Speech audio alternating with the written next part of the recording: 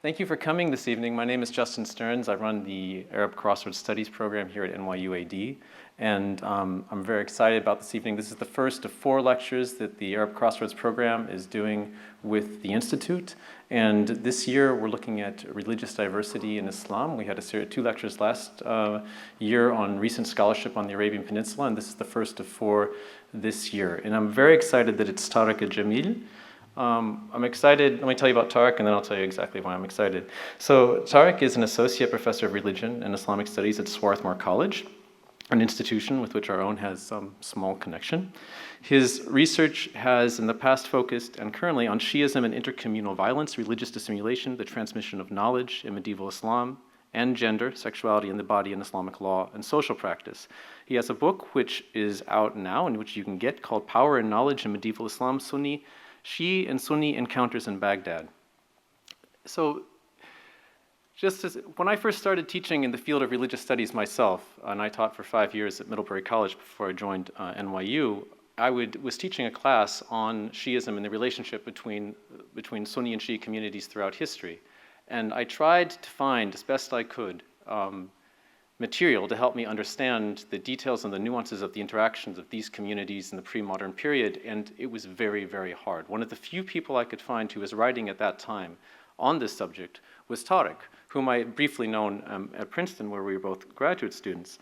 And it was through his getting to know his work at that time and then following it over the last couple of years that when we decided on this subject for the series this year with the Institute, that I knew that he had to be one of the people that we would bring out. So I'm extraordinarily excited to have him here.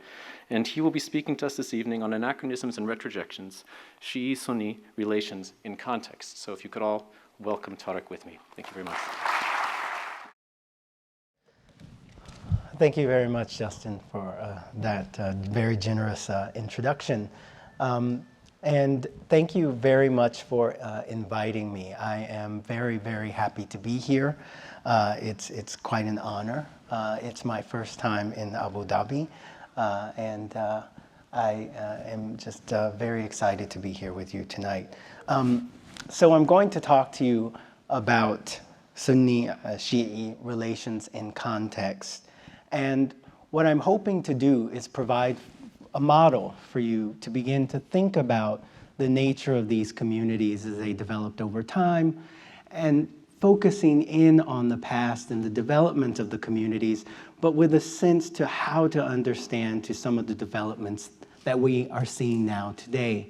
And hopefully through this framework that you have a rubric to begin to think through some of the more complex issues of political power and violence that we're seeing. But before we do that, I'd like to start with giving you a sense of how these things evolved so that perhaps we can begin to think differently about the nature of the two communities.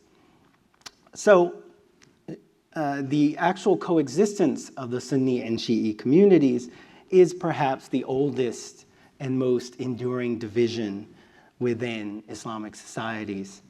And the historical origins of the community has been the subject of ongoing debate between Western scholars and as well traditional Shi'i chroniclers and hagiographers. I always am a little bit ambivalent about employing that binary between Western scholars and traditional scholars, whether Sunni or Shi'i, because the West has its own kind of ideological, the idea of it itself has its own ideological underpinnings that don't really mean anything geographically or spatially. So that when I'm sitting here, I think, okay, well, what is West and what is East, and how does this map on to scholarly ideas? So I use that term Western scholars with a bit of ambivalence, so I want to say that now. So in terms of how it's been understood, these histories, it's been contentious. But Shi'ism in its earliest manifestations revolved around the idea or sense of wilaya, or absolute attachment, support, or loyalty for the Prophet Muhammad's cousin and his son-in-law Ali to succeed the Prophet as legitimate ruler or interpreter for the community. The doctrine, the Shi'i doctrine itself, projects the existence of this form of religiosity back to the Prophet's demise or even before that time. And there's growing academic support for this view, so that relatively recent works by people like Wilfred Madeline, Patricia Crona, Martin Hines have found support for this idea of this early religious sense of Shi'ism existing in the historical record. In any case, there's general agreement that Shi'ism existed as a coherent and distinct point of view, recognizable from the very formation of the first Islamic polities or governments. And less than 30 years after the death of the Prophet Muhammad, the first civil war that ultimately culminated. In fact, let me begin to show you some images so that I'm not just talking to you. But so, as I said first, the first expression of Shi'i identity or Shi'ism came in the form of this proto-Shi'i idea of devotion.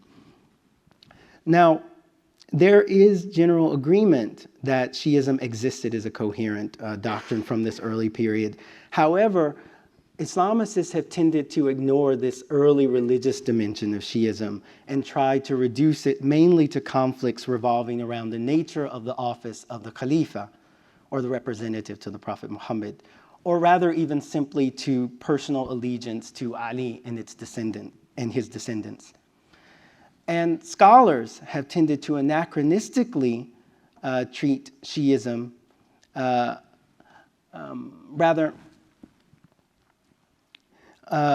is, scholars have anachronistically treated Shi'ism, Sunnism, as a clearly established and unified position, as a kind of orthodoxy by which alternative ideas about Islam struggled for legitimacy. In that sense, it has become a kind of established position in scholarship on Islam to define the parameters of Shi'ism by describing it oppositionally and trying to demonstrate the ways in which it diverges from the Sunni Orthodox majority. This simple binary has significant implications for the way in which one conceives of the relationships of power between the two groups. Shi'i Muslims, first and foremost, don't define themselves oppositionally, but in fact have considered themselves to be an integral part of the Muslim community and in fact claim to represent perhaps what is, in their estimation, the most elite group of faithful from within that community. So to begin by dismissing Shi'ism as a dangerous heterodoxy that deviated from the mainstream of Islamic thought and practice is to misunderstand the nature and development of Islamic society as a whole. Sunnism, or the Ahl Sunnah wal Jama'ah, or the people of custom and community, itself did not exist as a doctrinal perspective until at best the late 2nd century. So that one of the founding principles of Sunni belief is the inherent justice, the wisdom, and legitimacy of the first 4 Khulafa, or the Khulafa al-Rashidun, or the rightly guided caliphs. That is Abu Bakr, Umar, Uthman, and Ali. So that this is important in the sense that rather than represent a majority consensus from which the Shia deviated in recognizing only the caliphate of Ali, the very articulation of the foundational Sunni principle was an explicit compromise between the non-Shi'i recognition of only the first 3 Khulafa as ideas of leadership on one hand, and the insistence upon the sole legitimacy of Ali's tenure as Khalifa on the other. So in that sense, I'm suggesting that we start to think about why the need to define an organized Ahl Sunnah wal Jama'ah. Why is it the very articulation of this notion of the people of community and consensus is an effort to limit the range of voices and the plurality of voices that were present in the early 1st century. So that this is in fact an idea that develops in dialogue with existing Shi'i groups or groups that were proto-Shi'i. So it's also important to think about the ways in which the cult sect church paradigm or typology weaves its way into the narrative to complicate how we understand Shi'ism in the early period as well. So the principal sources that were used by Western scholars to first begin to understand what Shi'ism was tended to be predominantly Sunni chronicles and heresiographical literature. And so on the basis of these sources, it would seem rather obvious or intuitive to regard Sunnism as a kind of orthodox, established center by which all other forms deviated in their creation.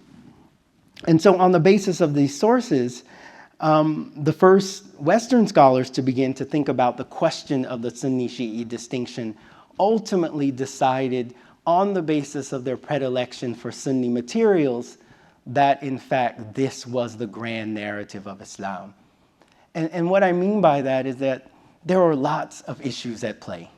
So when scholars are writing, they're writing from the perspective of their positionality, their doctrinal perspective, their perspective within their own local context, and they're writing from the perspective primarily as Sunni scholars articulating a certain religious vision. And this religious vision was largely lost upon the early Western scholars who approached this material. So that they saw, say, a chronicle from, say, someone like a Tabari, and they thought immediately, oh, yes, this is a universal history. He says it's a universal history. And they failed to perceive really the implicit doctrinal positions taking place within that literature. And so, for example, one of the earliest Western scholars, 19th century Western scholar, classified as a sect in an Islamic context, any group that, quote, departs from the Sunnah, the historically sanctioned form of Islam, on the basis of issues of fundamental practice for all Islam, who on such issues contradict the ijma'.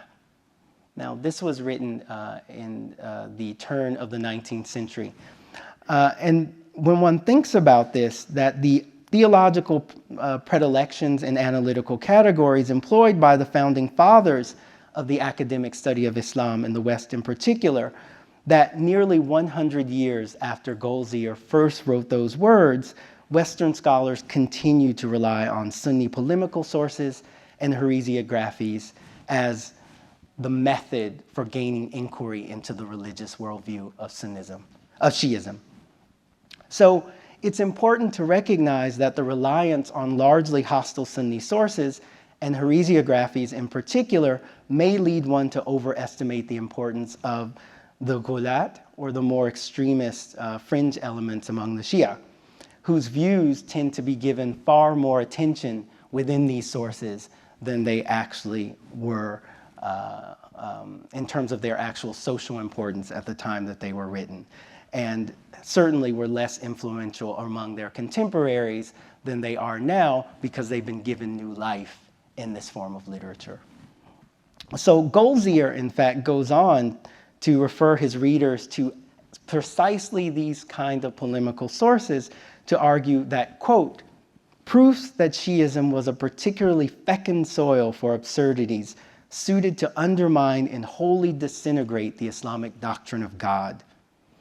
Now, I disagree with Goldziher and in fact want to argue for a new way of thinking about these two groups and their emergence. And I'd like to employ my extended water metaphor for thinking about this.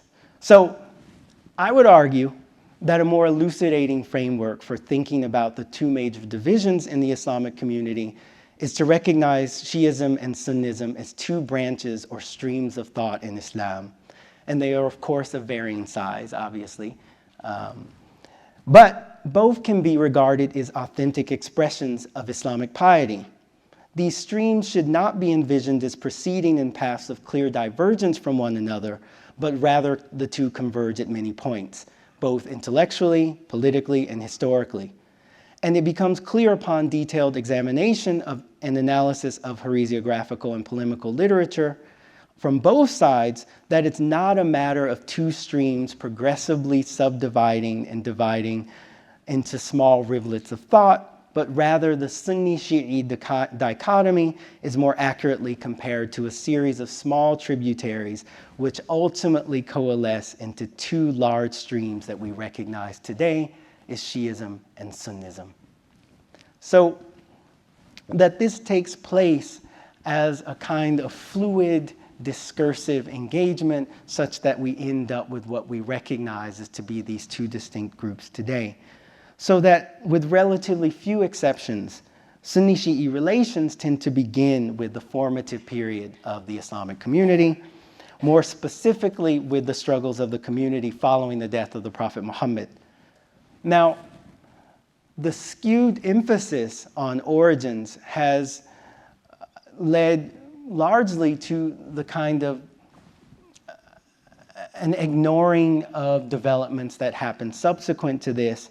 And so what's critical in my talk is to actually try and provide a link. And so rather than employ what I like to think of as a universal template by which Sunni and Shi'i relations can be understood in all times, in all places, I would like to argue, one, that a framework or lens by which to interpret Sunni and Shi'i relations in local contexts within fixed intervals of time.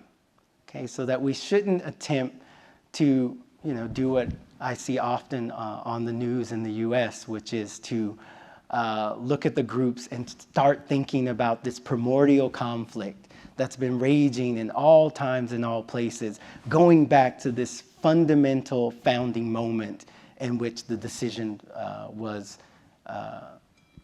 over successorship was debated. So it's my goal to actually shift the focus away from totalizing models to focus on these two streams and how they converge in concrete historical circumstances and geographical locations beyond the formative period of Islamic civilization. And second, and perhaps more importantly, is to shift from viewing pre-modern Shi'i and Sunnis as non-specific social agents and to consider that Shi'is and Sunnis were composed of a host of different social actors, whether they were farmers, whether they were judges, mosque caretakers, gatekeepers, and that these social agents had interactions which were shaped and conditioned by the particular roles that they performed in concrete circumstances and places. Okay, so that you can imagine a pre-modern Shi'i or a Sunni working in a context together, getting on just fabulously in the office, or you could imagine them, going for a run in the morning and getting along just fine, and that there are circumstances that arise to change the dynamic that have very little to do with their primary identity, say if they identify as Sunni or Shi'i. So that we can't assume that any conflict that arises between these two groups arises as a result of some kind of fundamental difference. Okay, so that people are complex, have multiple social roles and multiple identities that they take on at any given moment. So contrary then to the narratives articulated by scholars that attempt to generalize about the nature of Sunni relations for all times and places, when viewed in actual concrete circumstances, there's a great deal of overlaps in terms of the development of the intellectual tradition. In particular, when one thinks about relationships among scholars. And here, I have to admit a bit of self-involvement in terms of thinking about scholars. I mean, I'm a scholar, and I'm a bit self-involved, but also when we think about the sources are predominantly scholars writing about scholars for other scholars, okay? And so in that sense, thinking about the relationships in terms of the development of the transmission of knowledge makes sense. And it's largely my own self-obsession, but also the bias of our sources. Okay, so that when we think about the development of literature about Sunni-Shi'i relations, we get a much more nuanced picture when we actually look at the things that scholars are saying about each other, how they know each other, where they know each other, and how they regard each other. So that's another thing. So that when we think about the development of Sunni-Shi'i distinctions in different contexts, the boundaries for what constituted community membership was negotiated differently within the realm of the transmission of knowledge. So one of the things, and here I picked, and I'll say more about this later, but I think about Baghdad because it is an important center for learning and knowledge where people came to congregate and came to study and had this long tradition of doing so over a period of time. But it's somewhat arbitrary in the sense that if we're to think about a big model or rubric for thinking about Sunni-Shi'i relations in context, I picked Baghdad because of the availability of literature written by scholars there about other scholars across sectarian lines. But it's a model, I think, that can be used to think about scholarship in other places. As long as you stick to the rules of trying to come up with a fixed period of time and a fixed geographical location. Okay, so we're avoiding the universal template. Now, if we think about Baghdad, Sunni-Shi'i scholars participated in the transmission of knowledge across sectarian lines, both as students and as teachers. More importantly, this participation in shared learning was not an exception to the general pattern of academic and social relations between Sunni and Shi'i scholars during the period in which I'm looking at, the 7th and 8th centuries. That is Hijri. I think I used a Common Era date earlier, 19th century. Now I will be using only Hijri dates. So that if in fact we bring together the information from a variety of different sources, if we use in fact biographical dictionaries, chronicles, endowment deeds, Islamic law, legal theory, polemical treatise, teaching permissions, genealogical works, the picture of Sunni-Shi'i relations is much more nuanced, particularly within the realm of scholarship. These, in fact, pre-modern sources abound in reference to Shi'i scholars who participated in Sunni educational circles, both as students and teachers, and Sunni Madaris and study groups. Although there are cases where scholars attempted to conceal their religious identities when studying and teaching in formal institutions, medieval biographical sources are replete with examples of scholars who openly studied with Sunni scholars in public and private settings.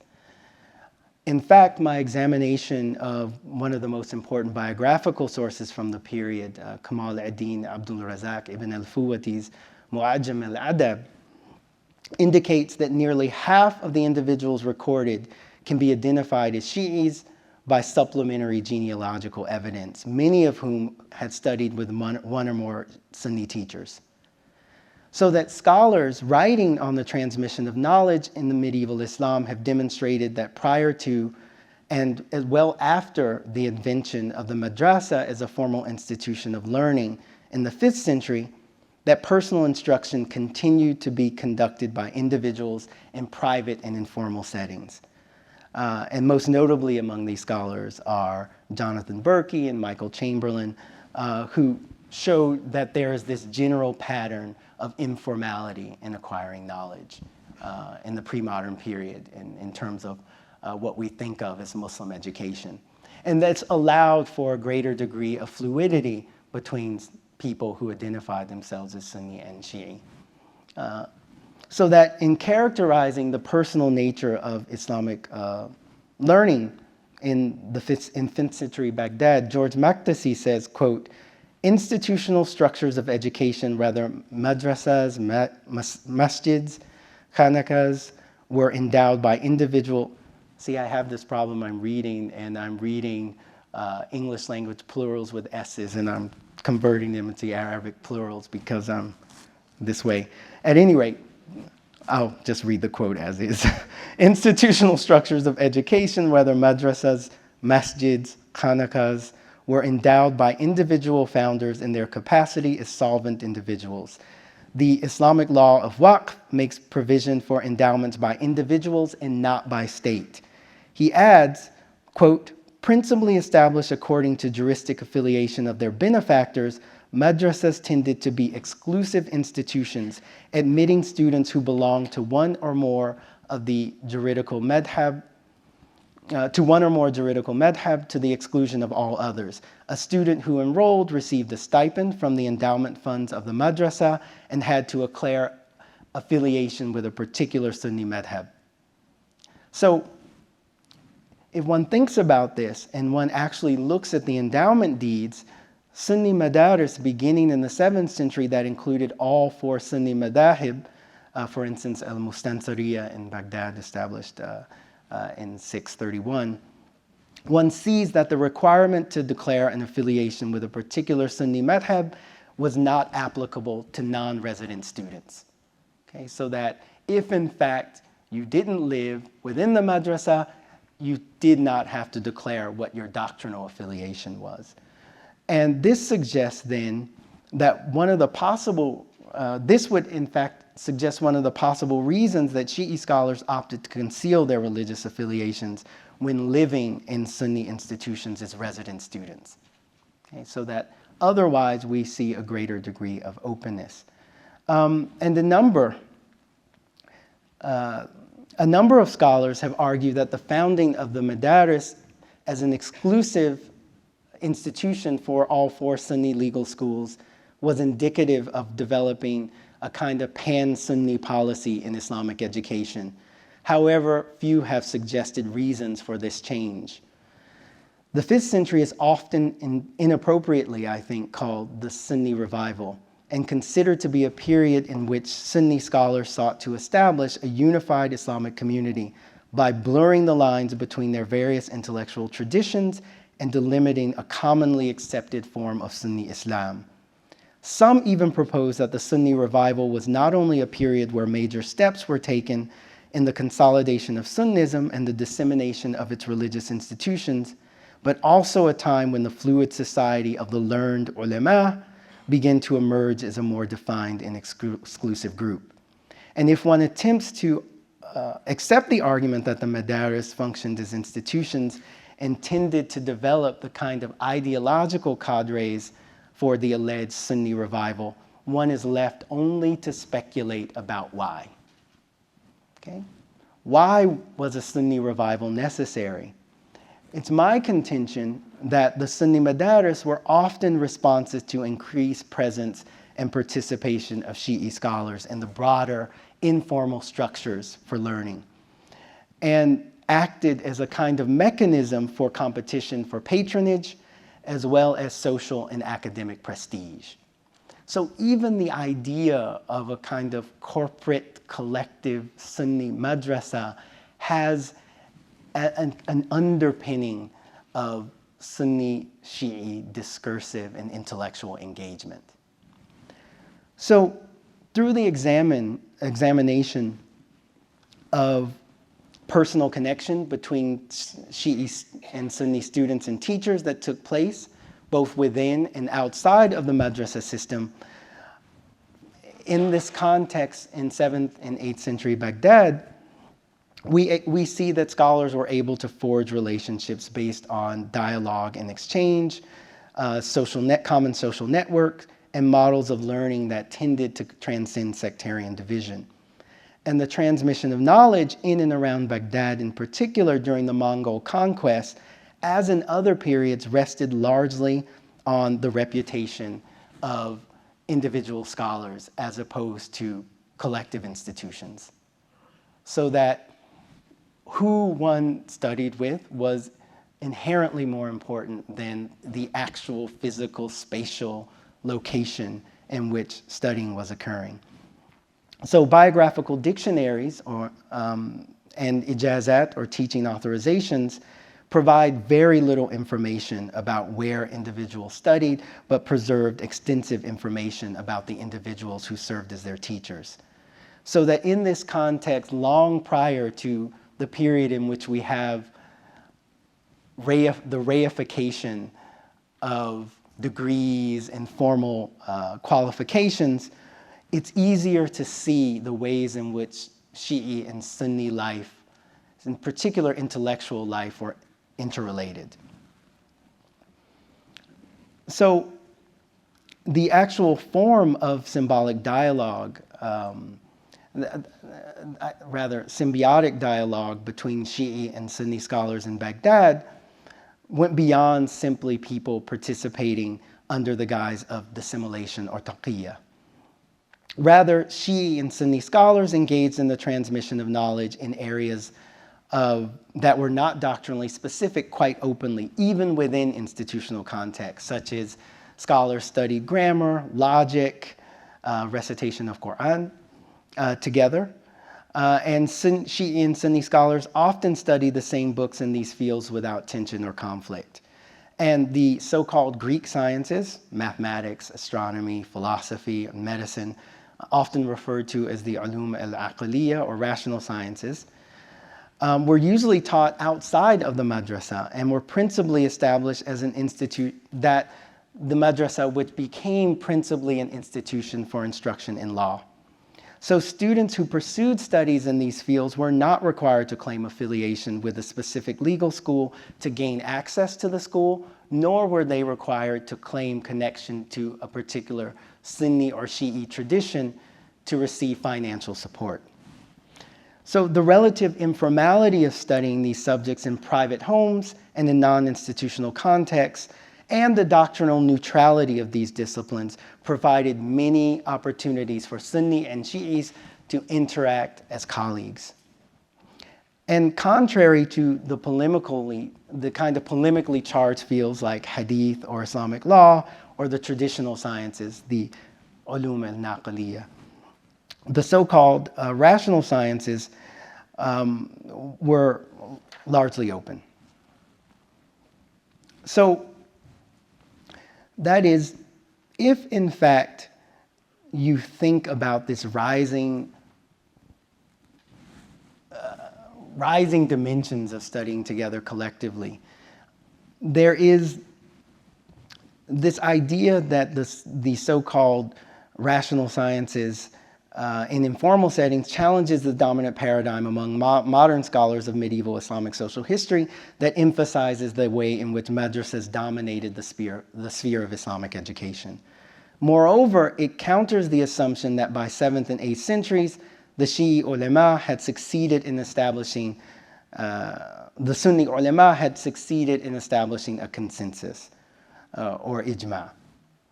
For medieval Sunni scholars, the potential threat to the idealized normative social, cultural, and religious practice was not merely an external concern. Sunni scholars themselves often disagreed on points of law and theology, and many were subjected to charges of violating consensus and subverting established doctrinal positions well into the 8th century. The efforts of the Sunni majority to limit the influence of people like Ibn Taymiyyah or Ibn al-Jawzi, and Ibn Taymiyyah considered by many modern revisionist historians to be a model of medieval Sunni traditionalism, clearly attest to the kind of problems with ijma. So the notion of ijma or consensus developed as a legal doctrine principally designed to limit the indeterminacy inherent in the Islamic concept of legal authority. The doctrine of ijma, more plainly stated, argued that at a certain point, all of the basic Islamic ideological formations and methodological perspectives were no longer permitted to be discussed or analyzed or engaged in inquiry or consideration.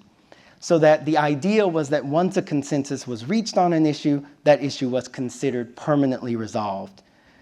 Now, the doctrine of consensus proved to be an incredibly problematic notion.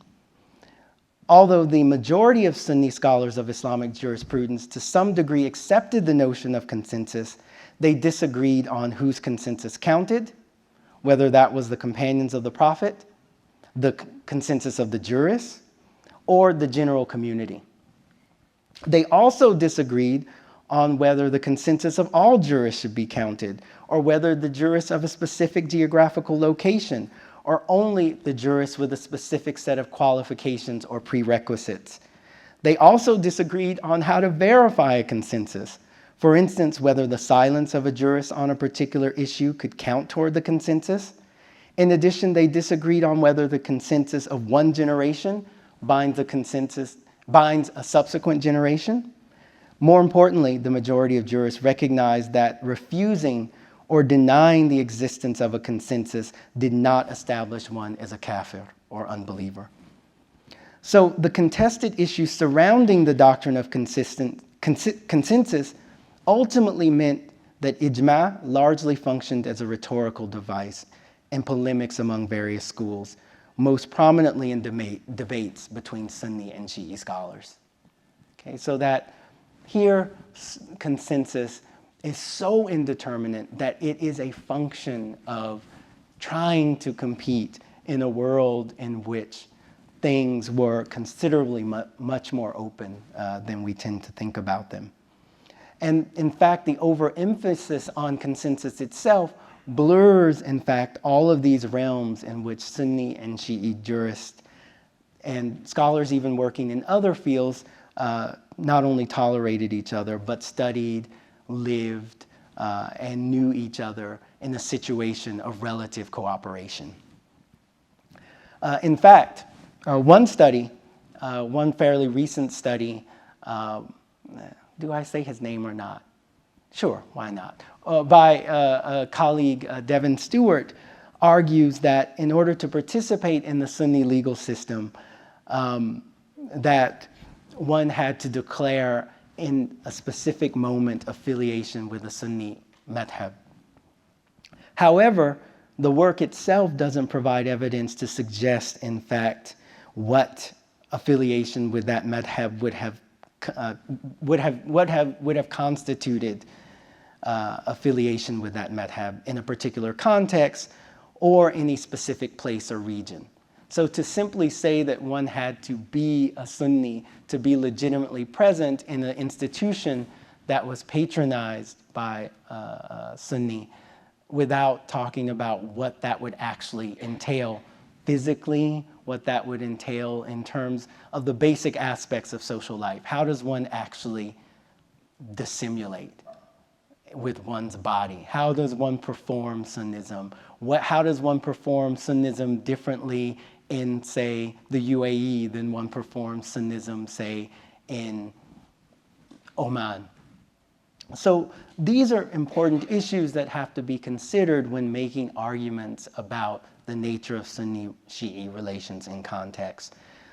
In fact, according to, and just for this talk alone, I went back and examined almost 3,000 Shi'i biographical dictionary entries and found that Shi'i scholars did not actually refer to themselves as belonging to a distinct legal madhab as it was conceived of in the context of a Sunni scholarly milieu.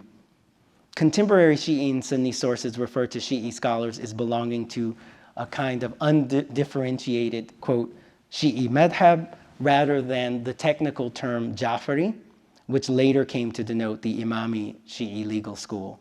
The term Jafari was not used in reference to a specific madhab, nor was it attached to the name of Shi'i scholars as a nisba in biographical dictionaries.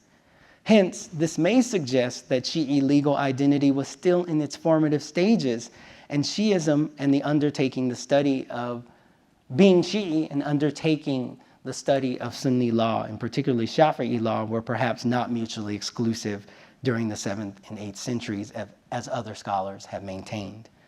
So the focus on Shi'i responses to the development of the Sunni legal system ignores the ways in which Shi'i and Sunni scholars engaged in activities of mutual exchange and support. And a description of relationships of cooperation necessitates a change away from vocabulary that views the actions of medieval Shi'i scholars as responses or reactions to the marginalizing forces generated from essentially a non-existent Sunni center at that time. So Sunni-Shi'i relations then requires a vocabulary that draws attention to the contested natures of religious authority and the dynamic relationships of power between Sunni and Shi'is during the pre-modern period.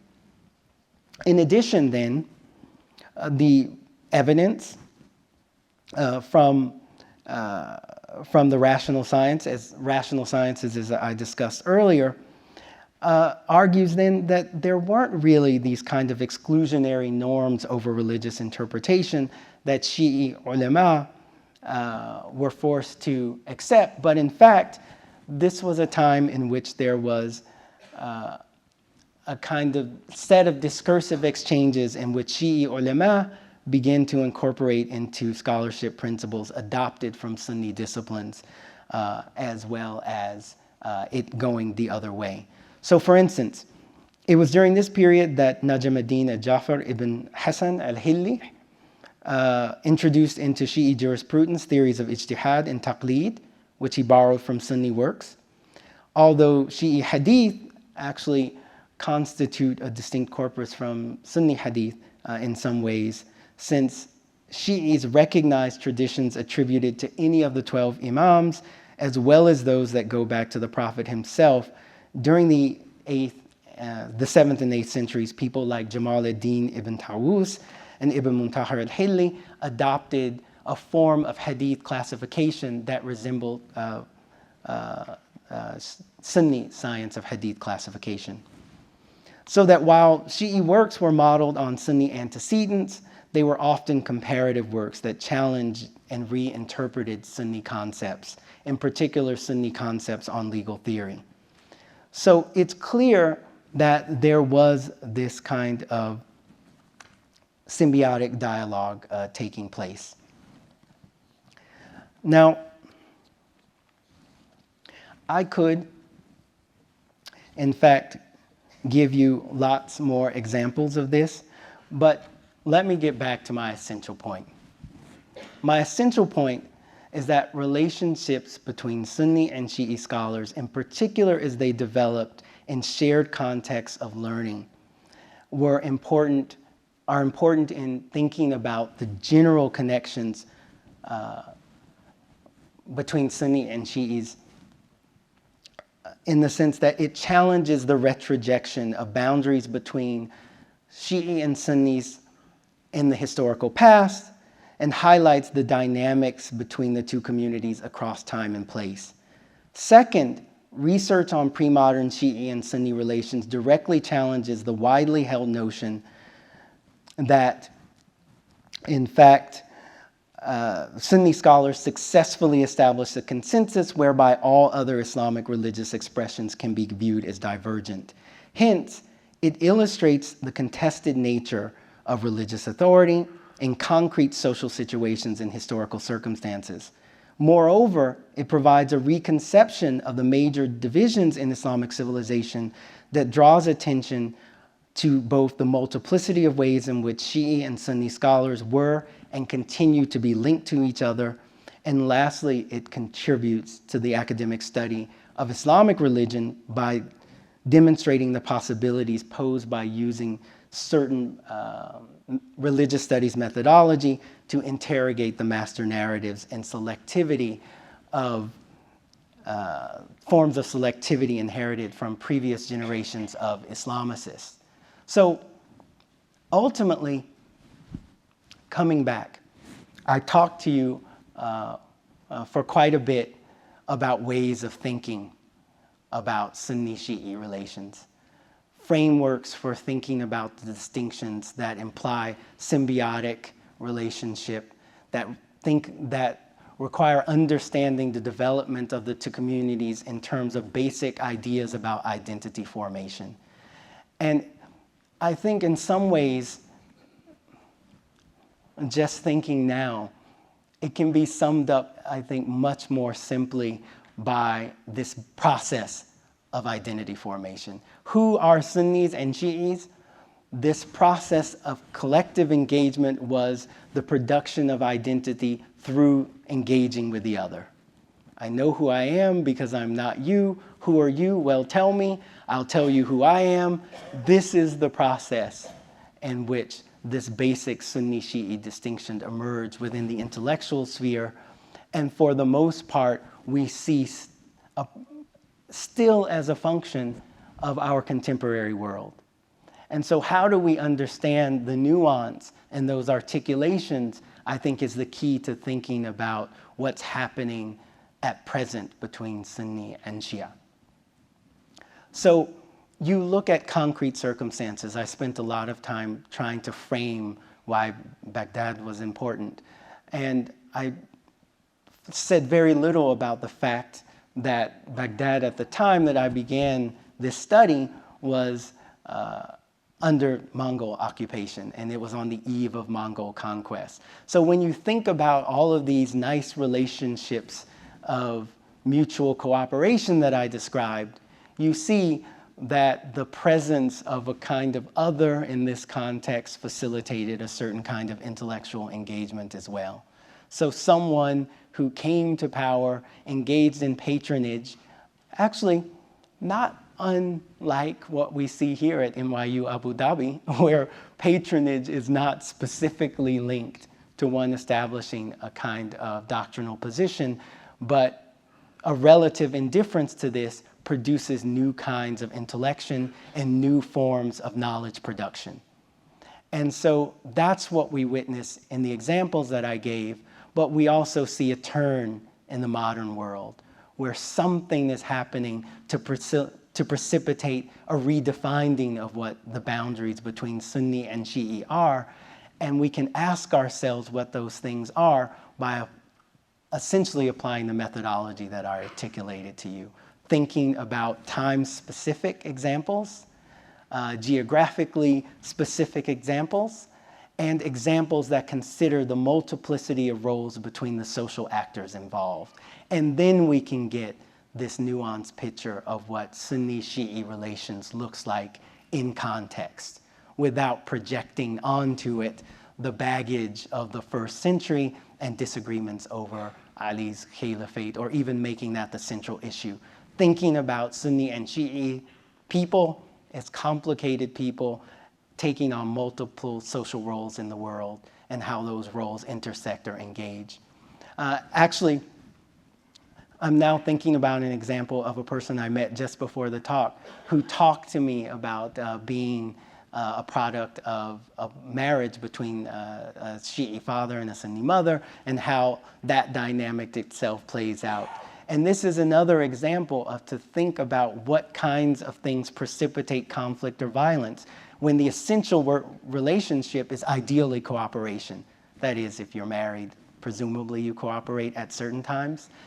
And so in that context, what then produces conflict related to the basic identity? You know, when does it arise? When you're, private time, fi muntasif al-layl, do you say, oh, you're annoying me with your Sunni snoring? No, probably not.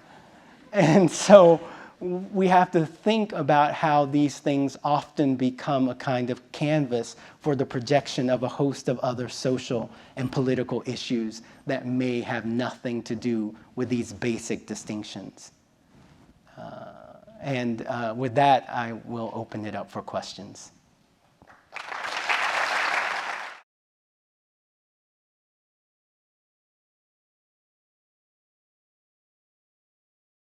Thank you very much for your wonderful, in-depth talk about Sunnism and Shia. However, then why? Why there is such a conflict between the Shias and Sunnis right now?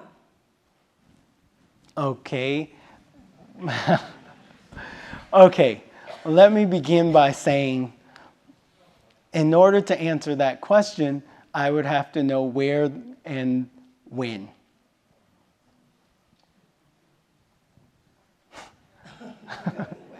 Well, I'm talking about the Middle East and what is going Syria, in Iran, in Pakistan, and in New York.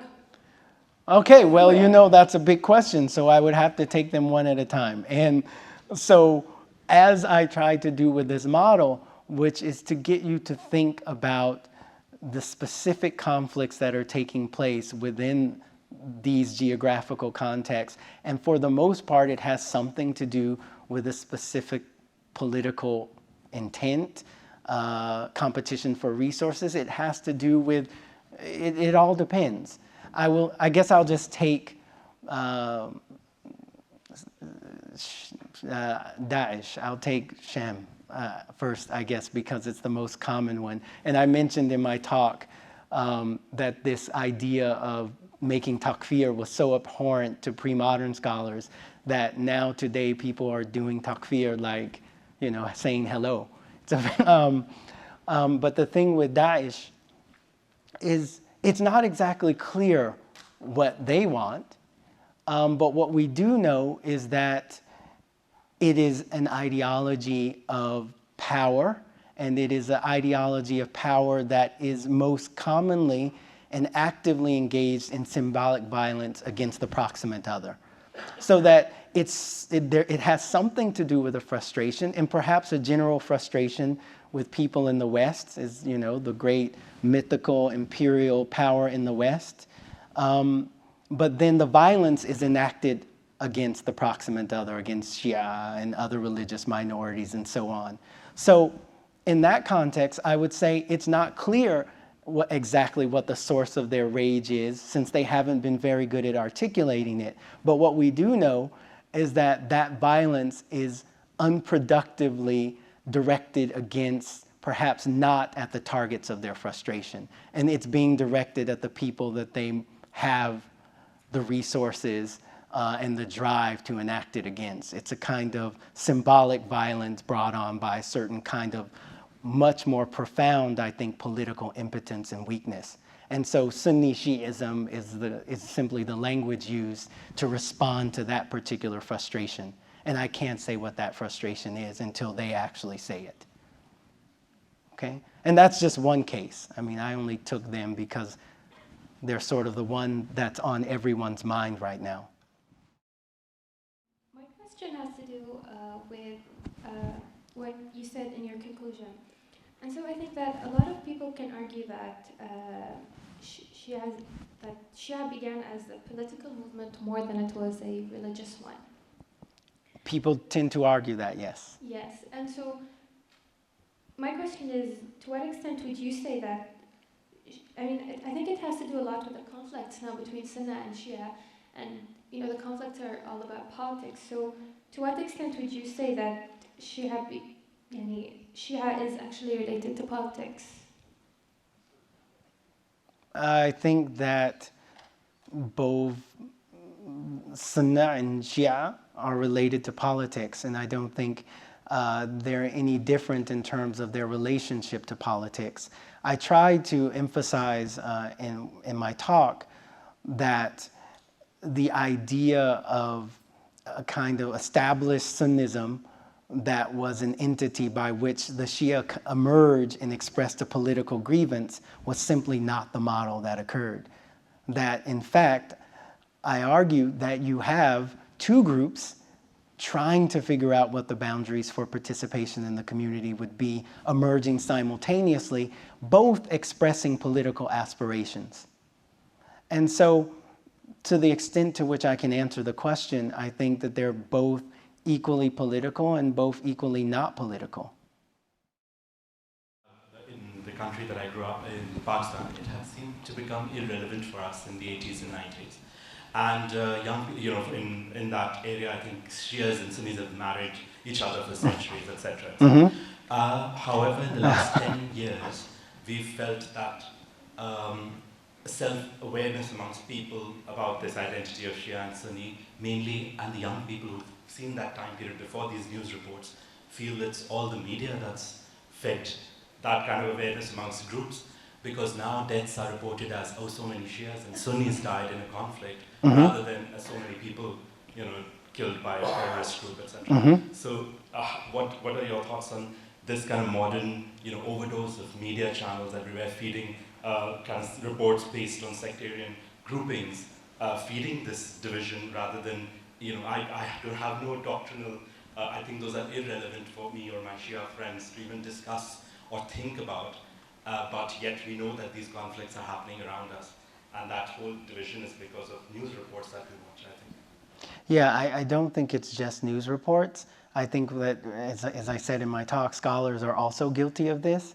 That is assigning the kind of universal problem of Sunnism and Shi'ism to whatever conflict they see occurring between the two groups.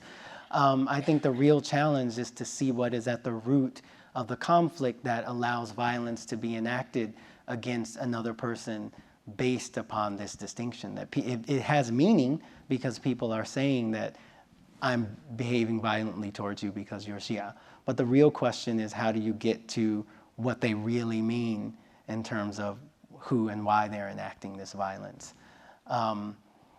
When I think about this, actually, now it's occurring to me when I look at my own research on 7th and 8th century Baghdad, I found a remarkable connection between violence among Sunni and Shia and natural disasters. So that when there were fires or floods, there was increasing sectarian violence always. And you could always trace even the neighborhoods where scholars would write about, oh, this flood occurred. The next day there was rioting and looting in Shi'i and Sunni neighborhoods. So, I mean, I don't know how to look at that in the modern world, but certainly this is an interesting connection that pre-modern scholars were talking about. I don't even think they were talking about it self-consciously. There was a fire in a cemetery, and suddenly there was a rumor that the Shia were snatching bodies, and you have to go to the Shia neighborhood. There was this interesting connection between those events, not to suggest that there's a connection between natural disasters and what we're seeing, but really try and find out. And I'm not sure what are the specific things that are happening in Pakistan that makes it so volatile in this moment. But I do see the violence, as a matter of course, as many of us do. A lot of people don't see it as isolated country, from country to country, because all of them are surprised to see it spread across the whole region. So that's what. But I can guarantee you that whatever is causing that violence in Pakistan, Sunni-Shi'i violence is not the same thing that's causing it in Yemen. Okay? And that's what I think is the critical point here, that we don't, again, bring the universal template to play. Did you come across other schools of thought during the golden age of Baghdad when there was discourse between Sunnis and Shia? Yes, there were lots of other schools, many schools that did not survive us, who had different theological ideas than the current groups that have survived us.